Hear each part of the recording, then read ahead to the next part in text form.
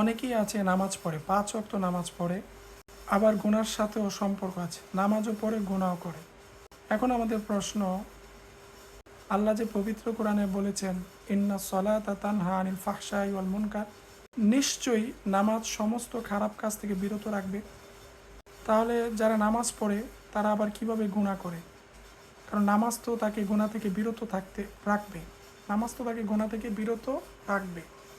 হ্যাঁ, বিষয়টা হচ্ছে সে নামাজ পড়ে, কিন্তু নামাজের যে হুকুম আহকাম আছে, আল্লাহ যেভাবে নামাজ পড়তে বলেছেন এবং রাসূল সাল্লাল্লাহু আলাইহি ওয়াসাল্লাম যেভাবে নামাজ শিক্ষা দিয়েছেন খুশু খুজুর সাথে, সঠিকভাবে পবিত্রতার সাথে সে নামাজ আদায় করেনি, যার ফলে তার নামাজ আল্লাহর দরবারে কবুল হয়নি। এই জন্য সে গুনাহ থেকে বিরত থাকতে পারে না।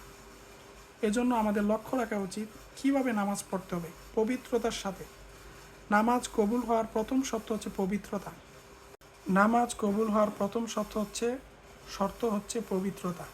মিফতাহুস সলাতি তুহুরু, পবিত্রতা হচ্ছে নামাজের চাবি। তো আমরা বুঝতে পারলাম, আশা করি আপনারা সবাই বুঝতে পেরেছেন। নামাজের প্রতিটা বিষয় আমরা লক্ষ্য রাখব ইনশাআল্লাহ।